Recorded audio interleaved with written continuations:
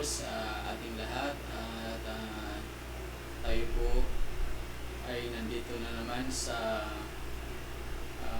channel na pinagpala ng ating Panginoon, The Nazarene Channel, na kung saan ay babahagi po natin ang mabuting balita ng kaligtasan at naiwala po tayo na sa ating pong pagtunghay nito ay dadaloy ang biyaya na kailangan natin sa buhay. So, bago ang lahat ay muna ay bumulog at hingin ang gabay ng ating Panginoon sa pamamagitan po ng panalangin itinuro niya at ang Salmo 91.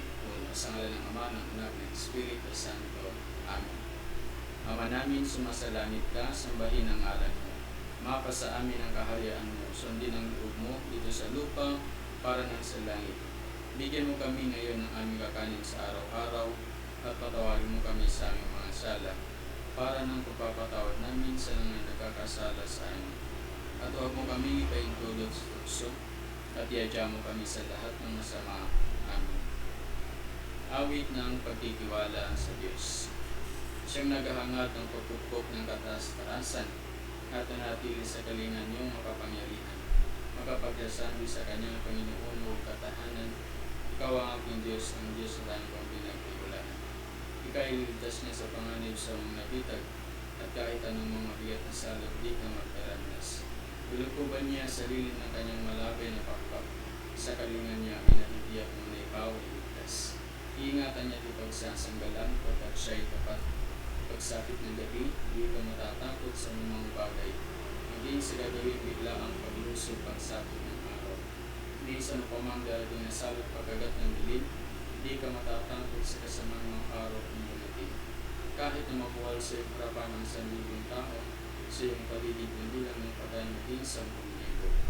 Di ka matatakot at natitiyak mo di ka maano. Ika'y nagmamasid at sa Panginoon iyong mamasdan, iyaw mo sasamahan at ikita mong pinarusan. Sapagkat si Yahweh iyong ginawang tagapagsanggalang at ang pinili mong mag-ingat sa iyong kataas-taasan. Di mo abutin ika'y mapahamak at walang daratal, kahit anong uri mga paghihirap sa iyong tahanan. Susubuhin niya maraming anghel silang susubaybay, kahit saan dako ika'y makaroon, tiyak ingatan. Sa kanilang palad ay tatayo ka silang magtataas, na hindi masaktan ng mga pamo sa walong matatas. Kahit ang kapatan mo yung mga lilang taas ng bagsik, di ka mano sa serpente at di yung makulas. Ang sabi ng Diyos, ating liligtas ang tapat sa akin, at iingatan ko ang sinumangkang ko ititingin. Pag sila'y tumawa, laging ang gagawin sila'y pakinggan, ating sasamahan at mga ilang ilasan sa kulungan. Ating nililigtas at ang bawat isa'y parangalan. Sila'y bibigyan ko at gaganting pala ng mahabang buhay at nakabitiyak ng katamang inilay kaligtasan. Maaaring ipinit ko ang langit at hindi utak ang ulan. Maaaring magpadala ko ng mga balang upang silang kain ang lupa nito. Maaaring pagkanapin ko sa aking bayan ng isang. Ngunit sa sanggalin ang bayan ito natin pinili magpakumbaba. Manalangin ang natin na pagtalikdan ng kailangan samahan. Di rin din ko sila, patatawanan ko sila, at ibabalik ko sa kanilang lupain ang katiwasayan at kasaganahan. Amang banal, Diyos ng dakil at makapangyarihan sa lahat, Yahweh Shaddai, salamat po muli sa hapon pong ito, na kung saan aming pong matutunghayan ang mabuting balita ng kaligtasan. Ang patuloy po na magbibigay po sa amin ng pag-asa, kalakasan, at katugunan sa lahat po ng mga kailangan sa buhay nito. Pagpalain mo po ang iyong lingkod, ang lahat ng makakapanood at makapakinig ng iyong salita, at ang iyong mga pinagpala rin po, Panginoon, upang patuloy na may paabot ang mabuting balita sa pamamagitan ng Nazarene Channel. Bless po ninyo ang verses na Nabiba family at lahat ng po Panginoon maaabot ng iyong salita sa tanghali nito.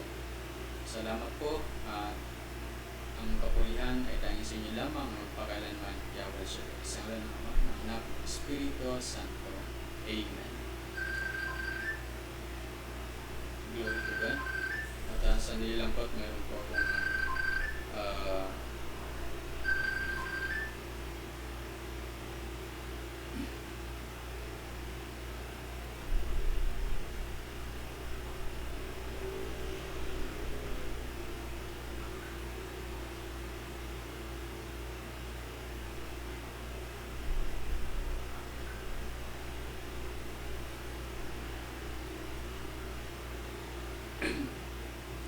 mabuting balita ayon po kay Saint Luke chapter 24 verses 13 up to the following verses.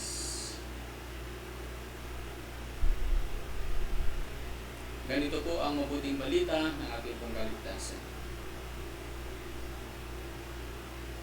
Nang araw ding iyon, ang dalawa sa mga alagad ay patungo sa isang nayong tinatawag na Emmaus. May 11 kilometro ang layo sa Jerusalem. Pinag-uusapan nila ang mga pangyayari. Samantalang nag-uusap sila at nagtatanungan, lumapit si Jesus at nagisabay sa kanila. Siya'y nakita nila, ngunit hindi nakilala agad. Tinanong sila ni Jesus, ano ba ang pinag-uusapan ninyo? At tumigil silang nalurumbay. Sinabi ng isa na ang ngalay Cleopas, kayo lamang po yata ang dayuhan sa Jerusalem na hindi nakaalam sa mga bagay na katatapos pa lamang mangyari roon. Anong mga bagay? Tanong niya. At sumagot sila, tungkol kay Jesus na taga Nazaret, isang propetang makapangyarihan sa gawa at salita, maging sa harapan ng Diyos at ng mga tao. Isinagdal siya ng mga punong sacerdote at mga pinuno upang makatulang mamatay at siya'y ipinako sa krus. Siya pa naman ang inaasahan naming magpapalaya sa Israel. Hindi lamang iyan, 3 araw na yun mula nang mangyari ito. Nabigla kami sa binalita ng ilan sa mga babaeng kasamahan namin. Maagang raw silang nagpunta sa libingan. At di nila natagpuan ang kanyang pangkay. Nagbalik sila at ang sabi, nakakita raw sila ng isang pangitain. Mga anghel na nagsabing buhay si Jesus.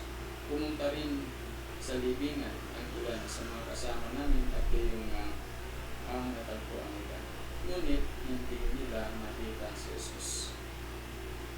Sinabi sa kanila ni Jesus, kailangan ninyo at hindi ninyo mapaniwalaan ang lahat ng sinabi ng mga propeta. Hindi ba't ang Mesiyas ay kailangan magpatang ng lahat ng ito bago niyang kamtan ang kanyang marangal na patayo? At ipinaliwanag sa kanila ni Jesus ang lahat ng nasasaan sa kasulatan tungkol sa kanyang sarili, simula sa mga aklat ng Moises hanggang sa sinulat ng mga propeta. Malapit na sila sa nayong kanilang patutunguhan at si Jesus ay waring magpapatuloy pa ng lakad. Ngunit siya ay pinakapigil-pigil nila. Tumuli na po kayo rito sa amin, kanila, sapagkat palubog ng araw at dumidilim na. Kaya't sumama na siya sa kanila. Nang siya'y kasalo na nila sa hapag, lumambot siya ng tinapay at nagpasalamat sa Diyos, saka pinaghahati-hati at ibinigay sa kanila. Nabuksan ng kanilang paningin at nakilala nila si Jesus. Bali, ito'y biglang nawala. At nauwi kanila, kaya pala, gayon ang pakiramdam natin habang tayo ay kinakausap sa daan at ipinapaliwanag sa atin ang mga kasulatan. Noong di tuminig sila at nagbalik sa Jerusalem, naratunan nilang nagkakatipon ang 11 at ang ibang mga kasama nila na nag-uusap-usap. Muli ang nabuhay ang Panginoon, napakita kay Simon. At isinalaysay naman ng dalawa ang nangyari sa daan at kung paano nila siyang nakilala ng pagtira-tiraso din niya ang tinapay. Mga kapatid, ito po ang mabuting balita ng ating pong kaligtasan. So, dito po sa mabuting balita ng ating pong natunghayan, mga kapatid, ay ito po yung pangyayari na kung saan ang pananampalataya natin bilang Katoliko ay ito po yung pattern ng banal na misa o simula ng banal na misa pagkatapos na muling mabuhay ang ating Panginoong Jesucristo. So itong dalawang alagad na ito ay palabas mula sa Jerusalem na sa kanilang paglalakbay ay punong-puno sila ng lumbay dahil nga sa sila ay disappointed. Disappointed sila dahil ang Panginoon Hesus na kasama nila na inaasahan nilang tagapagligtas at magpapalaya sa kanila sa kanilang pagkaalipin ay na-witness nila ang pangyayari na namatay ang Panginoong Hesus sa krus. Kaya sila ay naglalakbay palayo sa Jerusalem sa patungong Emmaus.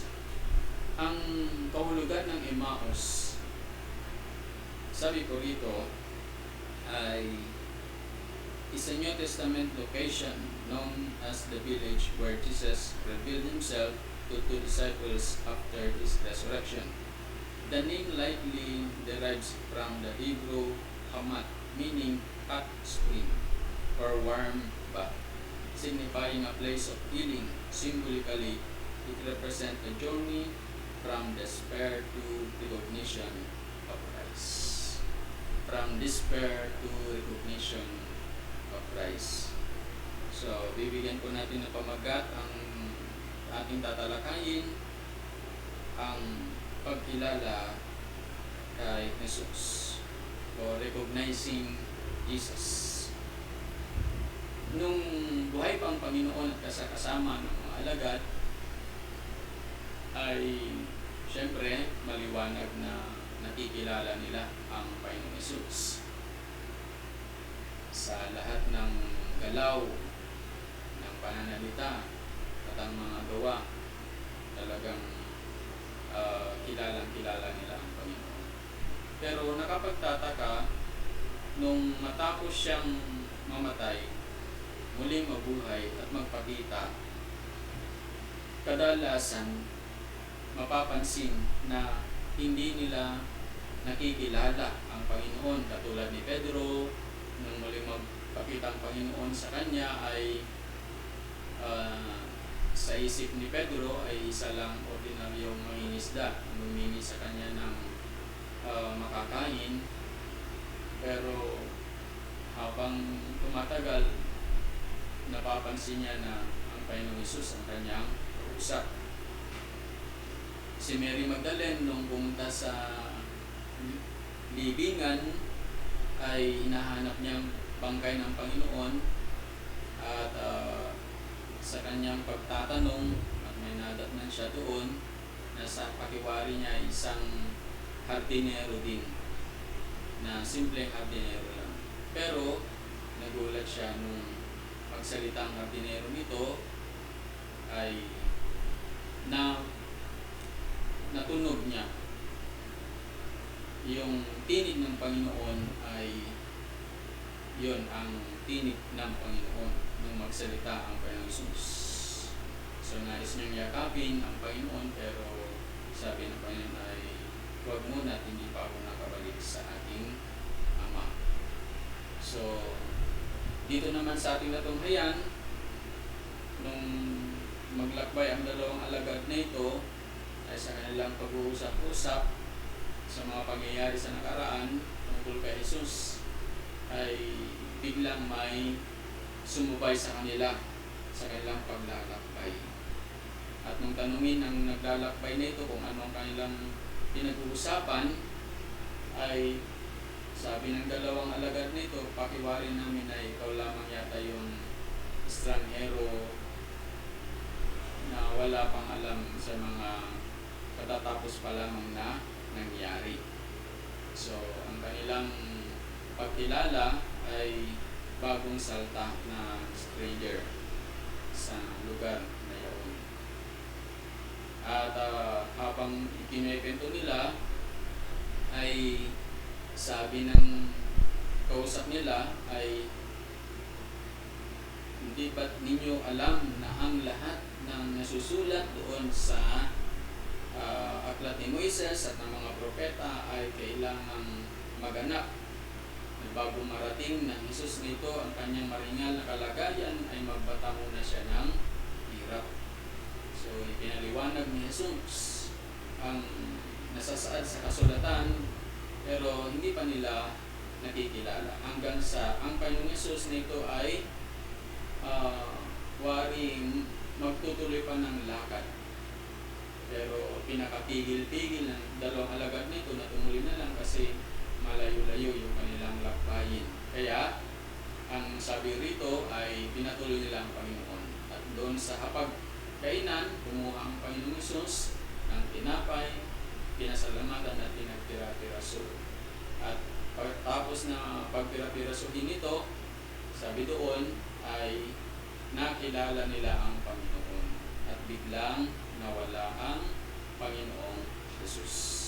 So sabi ng dalawa, kaya pala sa paglalakbay natin, gayon na lang yung ating nararamdaman na nag-aalab ang ating puso, na yun pala ay ang kausap nila ay ang Panginoong Jesucristo. Kaya dali nilang lumabas sa kanilang tahanan at pabalik sa mga alagad na nananabik na ibalita ang kanilang karanasan tungkol sa Panginoon. So bakit kaya ganun? Na sa kanyang muling pagkabuhay ay hindi agad nakikilala ng mga alagad. Dahil mga kapatid sa Panginoon, naganap yung sinabi ng Panginoon Jesus na anuman ang ginawa mo sa maliit kong kapatid ay siyang ginawa mo sa akin. Sabi nga ng isang pari ay kung ang imahe na nakikita natin ng muling pagkabuhay ng Panginoon na nakikita sa loob ng simbahan ay hindi ganun ang kanyang muling pagkabuhay, kundi nagpapakita siya sa ordinaryong pamamaraan. Kaya ito ay nakababase sa ating treatment sa kapwa natin, dahil ang Panginoon, mga kapatid, sa mabuti natin ginawa sa ating kapwa, yun ang ginawa natin sa Panginoon. Kaya bilang Kristiyano, napaka-challenging ito na i-care natin ang bawat isa, ang mahal natin, kaibigan natin, sino pa man. Baka yan ang Panginoon Jesus na nagpapakilala sa ating buhay sa panahon na ito. Ngayon, base sa ating natunghayang mabuting balita, recognizing Jesus, ay paano natin dito makikilala rin ang Panginoon?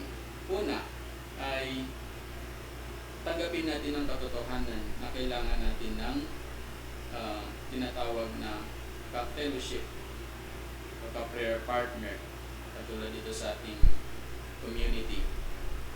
O in other words, embrace community. Yan. So para makilala natin ang Panginoon, kailangan natin na tanggapin ang katotohanan, may mga kasama tayo na kailangan natin sa buhay upang malayo-layo pa ang mararating natin. So embrace community. Katulad ng ating arithmetic ng gawain ito, 1 plus 1 equals 3, sabi ni Brother Mike. Kasi pagdating sa bilang, sa pananampalataya, kasama sa bilang ang ating Panginoong Jesus. Ang dalawang naglalakbay na alagad sa kanilang usapin ay sumama ang Panginoon sa kanilang usapin. Napatunay lamang na sa buhay nito, mga kapatid, makikilala natin ang Panginoon Jesus sa pagpapahalaga natin sa kasama natin sa buhay natin. So, hindi lang tayo nabubuhay para sa ating sarili, kundi para rin sa isa't isa. Kaya tanggapin natin ito na mahalaga ang ating mga mahal sa buhay, kaibigan, kakilala, ka-prayer partner, ang community na ating kinabibilangan. Kaya dyan, kikilala natin ang salita ng Diyos na sa dalawang nagkatipong mga alagad ay kasama ang Panginoon lagi sa kanilang kalagitnaan. So yan, embrace community. Pangalawa ay yung ating pong tinatawag na pagbibigay ng halaga sa mga salita ng Panginoon. Remember the promises of God. Yung dalawang alagad ay natakloban sila ng lupay dahil sa naganap sa Panginoon Hesus na walang nakita, na siyang nagbigay kadiliman sa kanilang pananampalataya, sa kanilang paningin, kasi wala na silang pag-asa. So, sa atin din ngayon, sa panahon nito ay may mga umahadlang din upang hindi natin mabalikan ang mga mabubuting gawa ng Panginoon sa ating buhay. Kaya, asahan natin na kung babalikan at lagi nating iisipin ang mga pangako ng Panginoon, mga kapatid, diyan napapakilala ang Panginoon lagi. Dahil buhay ang kanyang salita. Katulad ng Panginoon, nung tanungin niyang dalawang alagad, ibang pinag-usapan ninyo, ay ang kanilang usapin ay yung kagaganap na pangyayari na nagbigay lumbay sa kanila. Pero sabi ng Panginoon ay kay hahangal ninyo, kailangang maganap ito para marating ng Panginoon Hesus ang maringal niyang kalagayan. So, parte rin lang pala talaga yun, pero hindi yun ang maging basehan ng buhay, kundi yung magagandang alaala at o pwede pang gawin ng Panginoon. Ang himala na naghihintay sa hinaharap ng ating buhay ay kay Jesus ito matatagpuan. Kaya, sa araw-araw ng ating buhay, balikan natin ang salita niya at katulad ng ating simbahin na tinatawag na Liturgy of the Word, na kung saan pinapaliwanag ang salita ng Diyos sa Salmo, first reading, second reading, hanggang sa mabuting balita na kung saan ay di pinapaunawa ng Panginoon. Ang lahat ng ito para lubusan natin siyang makilala. At yun ang ginawa ng Panginoon. At yan ang bigyan natin ng halaga sa panahon na ito, ang makinig ng salita ng Diyos para makilalang lubos ang ating Panginoon sa buhay na ito. Ayan. Remember these promises. At panghuli, mga kapatid, ay ang tinatawag na retain the fire of service. Yung dalawang alagad ay dumating na sa matinding pagsubok ng kanilang pananampalataya nung nakita nilang namatay ang Panginoon, nawala yung alab. Kaya papalayo sila at bumalik na lang sa dati nilang buhay. So, gayon din naman minsan sa buhay natin ay may mga panahong nadidisappoint tayo, nadidismaya. Pero sa panahon ito ay napakahalaga na ipaglaban natin ang ating pananampalataya. Dahil minsan sa damdaming ating nararanasan sa buhay nito ay mapaglabanan sa pananampalatayang kaloob ng Panginoon na walang imposible. Kaya para manumbalik yung alab, katulad ng dalawang alagad, sabi nila gayon na lamang yung nararamdaman natin na nag-aalab ang ating puso habang ipinapaliwanag ang salita. Kaya yung alab na iyon ay nagbigay ng daan upang sila'y bumalik sa kanilang mga kapwa-lingkod at anong ginawa, ibinahagi rin ang kanilang karanasan. So to retain the fire of service ay huwag kalimutan ang ginawa ng Panginoon. At ang mga pwede pa niya gagawin ay huwag natin sarilinin kundi ibahagi natin sa ating kapwa. Ipatutuon natin si Jesus na gumagawa ng himala sa araw-araw ng ating buhay. Dahil ang pagpapatutuo ay nagbibigay kalakasan, katatagan, at pinatutuhanan na buhay ang Panginoon Hesus. At yun din ang nais ng Panginoon sa panahon ito ng ating buhay. The road to Emmaus ay the road na kung saan mapag-alap pa ang ating pong ugnayan sa Panginoon. Mapanaliwa ang ating paglilingkod sa Panginoon. Kaya magtuloy-tuloy tayo sa paglilingkod. Ibahagi natin ang ating karanasan upang mapag-alab lagi ang ating pananampalataya sa ating Panginoong Hesus at marami pang maabot ng kanyang pagpapala sa buhay nito. Katulad ng channel nito, yung Nazarene Channel, ay ginagamit ng Panginoon upang ang simpleng kapamaraanan na ito ay may hatid ang pangako ng Diyos na magagawa niyang lahat ng bagay. Magpapakilala siya sa lahat ng pamamaraan. At sa panahon ito ng digital world ay magagamit ang media, ang SOCMED na tinatawag upang madamak ng tao na may Diyos pa rin na buhay at maasahan sa panahon ito. Kaya salamat sa Diyos, pagpalain tayo sa buhay nito na makikilala natin lagi ang Panginoon sa lahat ng kanyang pamamaraan habang tayo may buhay. Ngunit ang ating pahalagahan sa panahon ito ay ang ating pakikisa sa banal na misa sapagkat nagpapakilala siya sa Liturgy of the Word and Liturgy of the Sacrament, the Eucharist, na kung saan ito ay magpapatibay sa ating paglilingkod at pag-alab sa paglilingkod sa Kanya sa araw-araw. Salamat sa Diyos at pagpalain tayo at tayo'y manalangin. Sa ngalan ng Ama, ng Anak, ng Espiritu Santo. Amen. Lord God of heaven and earth, pagpalain niyo po ang iyong salita ang aming napakinggan at naihatid. At sa lahat ng makakapakinig at makapapanood ng Nazarene Channel nito sa